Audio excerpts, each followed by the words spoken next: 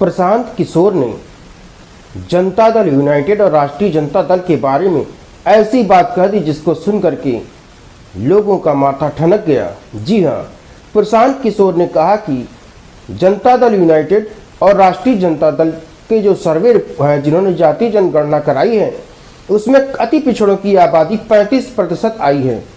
35% अति पिछड़ों की आबादी के हिसाब से अगर जिनका नारा है कि जिसकी जितनी संख्या भारी उसकी उतनी हिस्सेदारी, तो कम से कम 75 के करीब विधायक होने चाहिए थे अति पिछड़े वर्ग के राष्ट्रीय जनता दल और जेडीयू को मिला करके। प्रशांत किशोर ने यह भी कहा कि अति पिछड़े अगर 35% हैं तो फिर उनके जो पिछड़ेपन का कारण क्या है, क्योंकि लगभग 30 सालों से तो अति पिछड़े वर्ग की हिमायती सरकार लालू यादव और नीतीश कुमार ही रहे हैं सत्ता में, तो इनके पिछड़ेपन का कारण क्या है। प्रशांत किशोर का यह भी कहना है कि बिहार में सरकारी नौकरियां 1.5% के करीब हैं। अगर इन्होंने आरक्षण को बढ़ा करके 80% कर दिया है, मैं कहता हूं कि 100% भी कर दिया जाए तो भी लाभ तो 1.5% आबादी को ही मिलने वाला है। बाकी जो 98% है वो कहाँ जाएंगे। तो प्रशांत किशोर ने तीखे और चुभते हुए शब्दों में बिहार की राजनीति में भूचाल ला दिया है।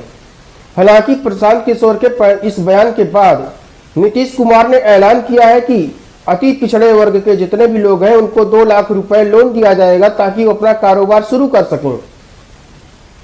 इस तरह से प्रशांत किशोर की जो योजनाएं थी उसको नीतीश कुमार ने तत्काल से लागू कर लिया। तो प्रशांत किशोर की इस बात का असर नीतीश कुमार की सरकार में तुरंत पड़ा और नीतीश कुमार की सरकार ने कहा है कि 2 लाख रुपए का लोन वो अति पिछड़े वर्ग के लोगों को देंगे ताकि वो अपना कारोबार शुरू कर सकें। इस पर तेजस्वी यादव ने भी योजना का अच्छा बता कहा कि इसमें पिछड़े वर्ग को भी शामिल कर लिया जाए। तो पिछड़े वर्ग और अति पिछड़े वर्ग को 2 लाख रुपए का लोन मिलने की संभावना बताई जा रही है। वहीं पर प्रशांत किशोर का यह भी कहना है कि वह जो उनकी पार्टी है जो चुनाव लड़ने वाली है आगामी विधानसभा में, उनका कहना है कि वो 75 की सीटें जो अति पिछड़े वर्ग के लोग हैं उनको देंगे। जो उनकी आबादी प्रशांत किशोर ने कहा है कि लालू यादव और नीतीश कुमार के अनुसार 35% है, तो हम उनको 75% टिकट देंगे, 75 विधायकों का टिकट देंगे। प्रशांत किशोर का यह भी कहना है कि वह लगभग 500 मेधावी बच्चों को अपने ही खर्चे से पढ़ाएंगे और उनको कॉम्पिटिटिव एग्जामिनेशन की तैयारी कराएंगे।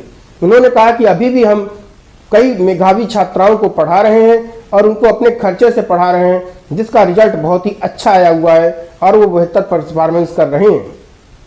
प्रशांत किशोर ने जनता दल यूनाइटेड और आरजेडी गठबंधन पर तर्ज करते हुए कहा है कि नीतीश कुमार ने कहा था कि वो अगला चुनाव तेजस्वी यादव के चेहरे से लड़ेंगे।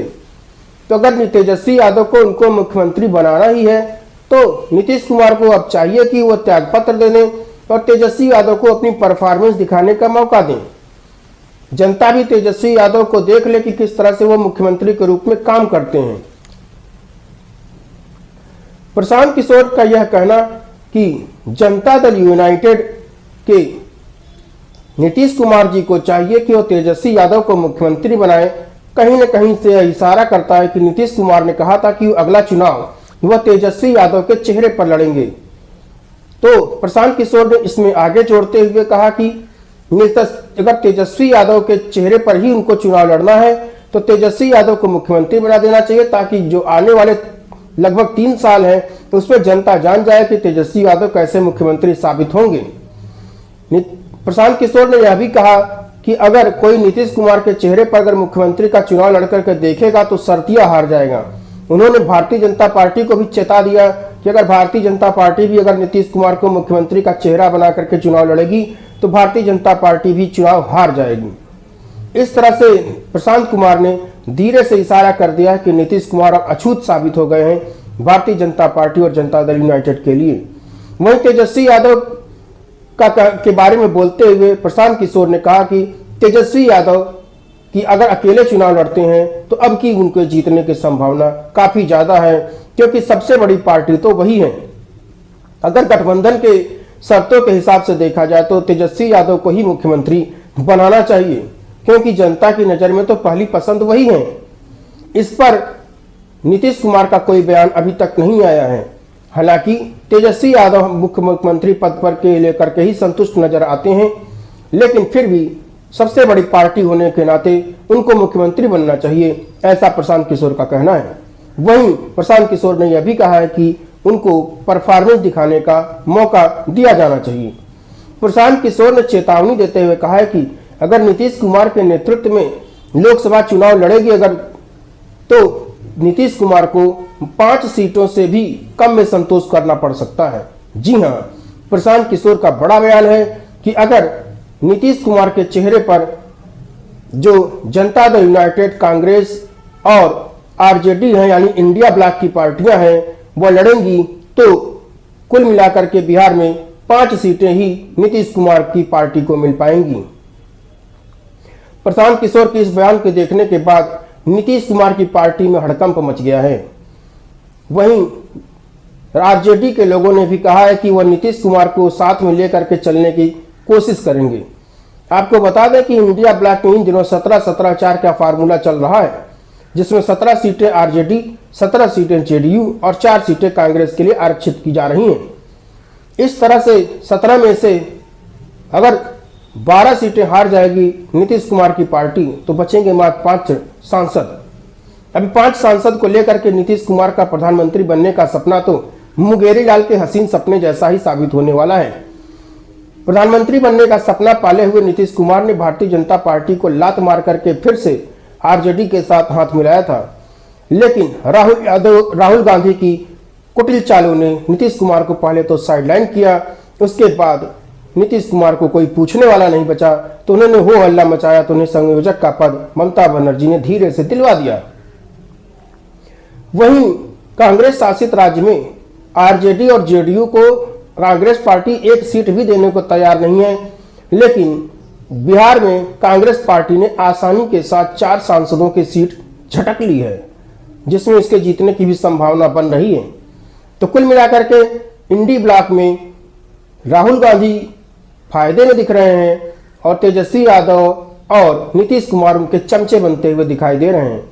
कुल मिलाकर के राहुल गांधी ही इन सभी पार्टियों के नेता बनकर उभरते हुए दिखाई दे रहे हैं। हालांकि कांग्रेस पार्टी कब जो है अपना बयान बदल दे, कब मल्लिकार्जुन खड़गे को प्रधानमंत्री बना दे या मल्लिकार्जुन खड़गे कह दें कि राहुल बाबा हम आपके लिए अपनी सीट छोड़ रहे हैं, बलिदान दे रहे हैं और तड़ से राहुल गांधी प्रधानमंत्री बन जाएं।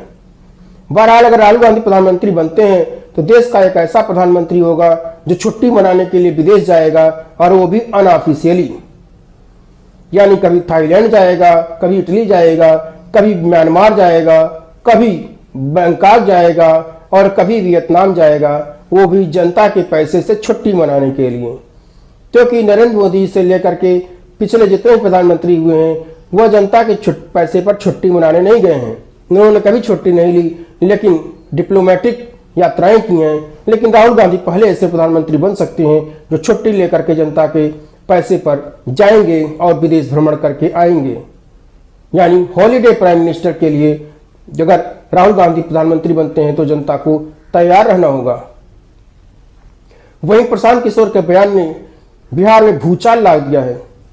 हालांकि उनके बयान का असर आम जनता को लाभ उठता हुआ दिखाई दे रहा है, क्योंकि नीतीश कुमार ने ऐलान किया है कि जो पिछड़े और अति पिछड़े वर्ग के लोग हैं उनको 2 लाख रुपए का लोन सरकार देगी कोई न कोई कारोबार करने के लिए।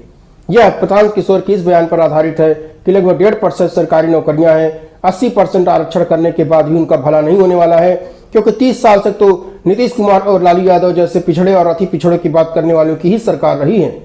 तो प्रशांत किशोर के इस बयान का लाभ बिहार की जनता को और विशेष रूप से पिछड़े और अति पिछड़ों को मिलता हुआ दिखाई दे रहा है। आपको लगता है भैया आप तो सीएम मटेरियल हैं कि नहीं तो जनता तय करेगी। हम तो 2-3-6 महीने से ये कह रहे हैं कि महागठबंधन की बिहार में सरकार है और सबसे बड़ा दल उसमें आरजेडी है। नीतीश कुमार भी उन्होंने कहा कि तेजस्वी यादव ही के नेतृत्व में अगला चुनाव लड़ेंगे। तो मेरा सुझाव ये है कि तेजस्वी जी को तुरंत यहाँ मुख्यमंत्री बनाया जाना चाहिए महागठबंधन की ओर से, ताकि वो अपना कौशल, अपनी बुद्धि, अपनी क्षमता को दिखाएं और बिहार का भला हो, बिहार का विकास हो और 3 वर्ष में जनता को भी ये अवसर मिले ताकि वो देख सके कि तेजस्वी यादव जी कितना अच्छा सरकार चलाते हैं। लोकसभा की बिहार में 40। देखिए मैं इस तरह के आकलनों से बचता हूं, मैं इस तरह की भविष्यवाणी नहीं करता हूं, लेकिन जीवन में आपने देखा होगा मैं उनमें से नहीं हूं जो रोज कहता है कौन सीट कितना जीतेगा। मैंने जीवन में एक बार पश्चिम बंगाल को लेकर कहा कि भाजपा को यहाँ 100 सीट नहीं आएगा और वहां भाजपा को आया 77, जबकि पूरे देश में लोग कह रहे थे कि भाजपा को 200 सीट आएगा। मैं बिहार के लोकसभा के नजरिए से एक बात लिखकर आपको दे देता हूं, कैमरे पर भी बता रहा हूं, नीतीश कुमार के दल जदयू को महागठबंधन में अगर वो लड़ेंगे तो उनको 5 सीट भी नहीं आएगा। और ये मेरे बयान 2-3 महीने से आ रहे हैं, उनके दल वाले इतने घबराए हुए हैं, उनको मालूम है अगर प्रशांत किशोर कह रहा है कि 5 सीट नहीं आएगा तो नहीं आएगा। इसीलिए वहां पो में है कि भाजपा की ओर भागे कि दाहिने भागे कि बाएं भागे। नीतीश कुमार के दल का महागठबंधन के साथ इंडिया गठबंधन में अगर वो चुनाव लड़ेंगे उनको 5 सीट भी नहीं आएगा। अगर आएगा तो पूरे बिहार की जनता के सामने खड़े होकर हम अपनी गलती के लिए माफी मांग लेंगे। पॉलिटिकल सिनेरियो किस तरीके से देखते हैं? बिहार के प्रेजेंट पॉलिटिकल सिनेरियो को किस तरीके से देख रहे हैं? नीतीश कुमार क्या कर सकते हैं, किस चीज पर? अभी क्या लग रहा है फिर से वो वापस पलटी मार सकते हैं? भाई नीतीश कुमार अब अपना करियर नहीं बचा सकते हैं, पहली बात। दूसरी बात, वो कहाँ रहेंगे उसका कोई महत्व नहीं है, क्योंकि नीतीश कुमार के राजनीतिक कैरियर का अब ये अंतिम दौर चल रहा है। जितना हाथ पांव मारना है मार लें, महागठबंधन में रहें, एनडीए में रहें। नीतीश कुमार की जो अभी हालात है, वो जिसके साथ भी जाएंगे, जो दल भी उनको साथ मिलेगा, वो नीतीश कुमार तो डूबेंगे ही डूबेंगे, उसको भी डुबा देंगे। बीजेपी काफी सॉफ्ट हो गई है, अमित शाह का भी एक मामला है। बीजेपी जो चाहे सो करे, बीजेपी को कौन पूछता है? अरे भाई बीजेपी को दम है तो नीतीश कुमार के चेहरा बना के चुनाव लड़के दिखा दे।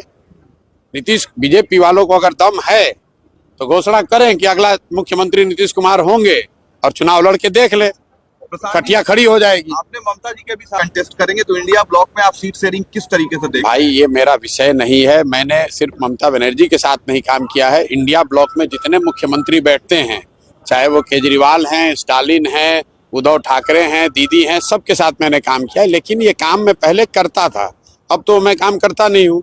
मेरा उन बातों से कोई लेना देना नहीं है। बिहार के संदर्भ से जो आप पूछिएगा, मैं पिछले 2 साल से बिहार में हूँ, बिहार के गांव में हूँ, घर घर जा रहा हूँ, और मेरा नजरिया सिर्फ बिहार को लेकर है, बिहार की जनता को लेकर है, बिहार की स्थिति कैसे सुधरे उसको लेकर है। इंडिया क्या करता है, कौन बनता है, कौन हारता है, जीतता है, इससे मेरा कोई लेना देना नहीं। बच्चों को पढ़ाने मत है जो मैंने आपको आंकड़े बताए कि सिर्फ 1.5% लोग ही सरकारी नौकरियों में बिहार में हैं, और इसी 1.5% में आरक्षण का लाभ देकर इन समाज के लोगों को बेवकूफ बनाकर इनका वोट लेकर लोग राज कर रहे हैं।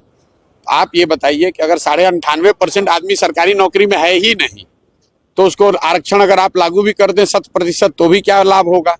इसलिए मैं ये कह रहा हूँ, आपने ये कहा, मैंने पहले कहा कि समाज के लोगों को ये चिंता होनी चाहिए कि आप अपने बच्चों को पढ़ाइए, और उस दिशा में जनसुराज अपनी ओर से हर जिले से 8 से 10 मेधावी जो छात्र हैं, जो गरीब परिवार के हैं, वंचित समाज के हैं, उनको जनसुराज अपने खर्चे से कॉम्पिटिटिव एग्जाम्स की तैयारी के लिए पढ़ाने की व्यवस्था करेगा। पहले से भी हम लोग बिहार में 100, अभी मैंने कुछ दिन पहले 100 बच्चियों को पूरे बिहार में कंपटीशन के जरिए चुनकर उनका खर्चा हम लोग दे रहे हैं पढ़ाई का। और अभी ये 500 जो मैंने ऐड किया है, ये पूर्णतः कर्पूरी जी के सम्मान में उनके नाम पर ये स्कॉलरशिप 500 लोगों को जनसुराज अपने संगठन के तौर पर उनको करेगा। आरक्षण होना चाहिए भाई मैं सबसे पहले शिक्षा होनी चाहिए। मैंने आपको आंकड़ा जो दिया कि जब नौकरी है ही 1.5%, तो उसमें चाहे आप 20% आरक्षण करें या 40, मान लीजिए कि आपने 100% आरक्षण कर दिया, तो भी तो 98.5% की जो आबादी है उसको तो कोई लाभ मिला नहीं। उसको तो जब तक आप शिक्षा नहीं देंगे, पूंजी नहीं देंगे, स्वरोजगार नहीं देंगे, तब तक सिर्फ आरक्षण का लॉलीपॉप दिखाकर वोट लेते रहेंगे। अभी यहाँ जो जातीय सर्वे आया, उस सर्वे में क्या बताया गया कि जो समाज के वंचित समाज हैं, पिछड़े वर्ग हैं, वो उनकी स्थिति वही है जो 30 वर्ष पहले थी। तो आप मुझे ये बताइए कि 30 वर्ष से सत्ता और संसाधन पर किसका अधिकार है? 2 लोगों का अधिकार है, लालू जी का और नीतीश जी का। इन लोगों को पता नहीं कौन होशियार आदमी सुझाव दे रहा है। ये तो ऐसे हो गया कि कीचड़ जमीन पे उसको उठा के इन्होंने अपने मुंह पे लगा दिया। खुद ही स्वीकार कर लिया कि हमने 30 वर्ष में तुम्हें मूर्ख बनाया, तुम्हारे वोट का इस्तेमाल किया, तुम्हारे बच्चों का इस्तेमाल किया, तुम्हारे लिए हमने किया कुछ नहीं है। आप बताइए कि आज सरकार है, कौन रोक रहा है महागठबंधन सरकार को, नीतीश को, लालू को, कि भाई जो अति पिछड़ा समाज के लोग हैं, जो मुस्लिम समाज के लोग हैं, उनको उप मुख्यमंत्री बनाइए, उनको पथ निर्माण मंत्री बनाइए, उनको शिक्षा मंत्री बनाइए, उनको स्वास्थ्य मंत्री बनाइए। तो सारे मंत्रालय, सारे विभाग नीतीश कुमार और तेजस्वी यादव लेके बैठे हैं और कह रहे हैं कि हम अति पिछड़ों का कल्याण करेंगे। आखिरी सवाल, 5 सीट में कंटेस्ट करने का ऐलान किया कि 25 में 75 उम्मीदवार जो है इन लोगों में से रहेंगे, क्या तैयारी है और क्या कहेंगे? नहीं, जन स्वराज की जो परिकल्पना है उसमें किसी वर्ग विशेष या जाति विशेष की बात ही नहीं है। उसकी परिकल्पना में ही है कि समाज में जिस वर्ग की जितनी आबादी है उन सारे लोगों को साथ में लेकर दल बनाया जाए। सिर्फ टिकट के लिए नहीं, दल बनाने वाले लोगों में भी सभी जातियों, सभी वर्गों की भागीदारी हो, दल के पदाधिकारियों में भी, और जब चुनाव लड़ने की बात हो तो भी सारे वर्गों की जिनकी जितनी संख्या है उनको उतना प्रतिनिधित्व मिले। इसी के लिए मैंने कहा, बिहार के अगर आप आंकड़े को देखेंगे तो करीब करीब 35% जिनको अति पिछड़ा कहते हैं यहाँ पर, मैं ये पिछड़ा आंकड़ा में मेरा कोई यकीन नहीं है, लेकिन जिसको अति पिछड़ा समाज कहते हैं उनकी आबादी अगर 35% है, उस हिसाब से 75 लोगों को उस समाज से विधायक की लड़ने का अवसर मिलना चाहिए।